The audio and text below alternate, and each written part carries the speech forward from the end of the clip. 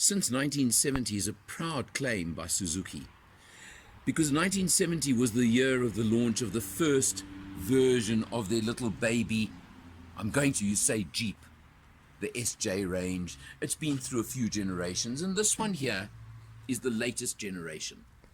Launched in South Africa in late 2018. You can see the front is much bolder.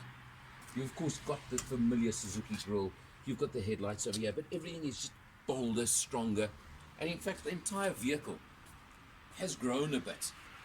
I use the word a bit because it's still not a big vehicle by any means, but it somehow crosses over that roughy-tufty, cute, and all those, and mixes all those concepts together very, very interestingly. Of course, you've got the nice, tough cladding around the wheel arches, across the bottom, things like that. They're all there for you, and they're all very prominent. You can see all the mud on the car, because you'll see in this video and another video what off-roading we did on this test, because we decided to do a lot of off-road on the test of this car. But let's just come round to the back. You can see, of course, still a two-door. The contrasting roof color on GLX models. This is the GLX, the more luxurious version. You've still got the spare wheel mounted on the back door, which still opens sideways. But one of the things is, you can see in standard format, if you want a four-seater, there's about 80 litres of boot space, they say. I don't even see 80 litres, quite honestly. To me, this car is at best a three-seater with some boot space. You can drop the other one as well if you want. But it's what you want. Also on the new model, very interestingly, you want to carry goods, dogs, etc. They've put nice tough plastic on the back of these seats when they drop down. So it's a nice practical touch as well. There are a lot of these practical features all around the vehicle. The back bumper as well, you'll see, nice and hard, nice and tough. You've got about 200 mils of ground clearance, makes a big difference. Another change on the new version is the fact that they upped the engine to 1.5 litres, 4-cylinder petrol.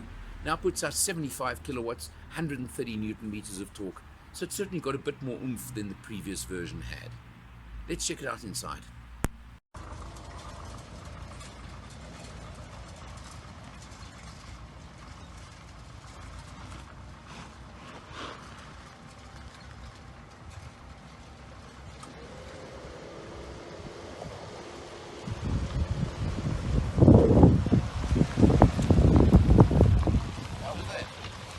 Looked alright. Was that a bit of video?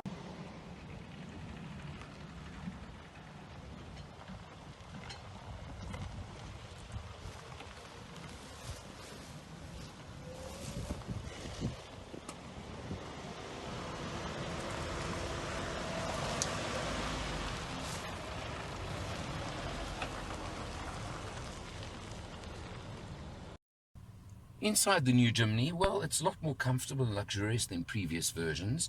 You've now got a multifunction steering wheel. Interestingly, on our test so far, we've used half a tank of fuel, and including the off-roading I've done, averaging 7.3 litres per 100, which is pretty good, I must say, considering this is a four-wheel drive vehicle. A nice addition on the new versions, of course, is the touchscreen, which doesn't have navigation, but it does have linking, whether it's Apple CarPlay or Android Auto. You come down to your climate control aircon, and of course, interestingly, your window controls for the front windows are in the center over here. You do have your descent control, and of course, you can turn off traction control. 5-speed manual gearbox. Well, it's not the lightest one in the world, but you've got to understand the type of mechanicals you're dealing with over here. So it's fine, it's easy enough to drive. And then, of course, a real USP of this vehicle is your lever for 2 high, 4 high, and 4 low gearing, which, of course, you do really need in off-road usage and proper off-roading. So it's all there, and you've got all of it. Space in the back seat, I've shown, is pretty limited, but again, you don't buy this as a family car, as a practical family car.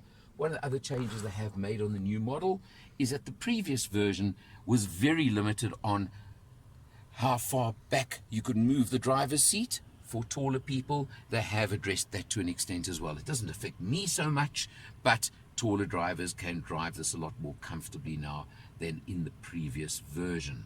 I think that's pretty important. This is the GLX spec, so it is the higher spec version. The touch screen and a few items like that, of course, you would not have in the lower versions. Price-wise, for this one, you're looking at 300,000 Rand. It is unique in the market. There's nothing to quite compare to a Jimny in the South African market anyway. You either want one or you don't. Really as simple as that. You either want to have a vehicle like this. It's a lot smoother than the previous version, but you still do, on occasion, I think, feel just circumstances and the road. It's not a luxury car. It's not meant to be, because no luxury car could do off-roading like this one can. Simple. Easy as that.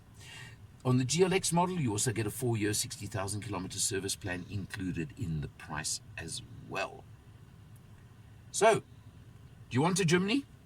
The answer is either a very emphatic, very definite yes or no. Really as easy as that. There is an automatic version available as well if that's what you want. But it's your choice. I love this little thing. I've had a lot of fun with it. You've seen my off-roading fun and experience as well.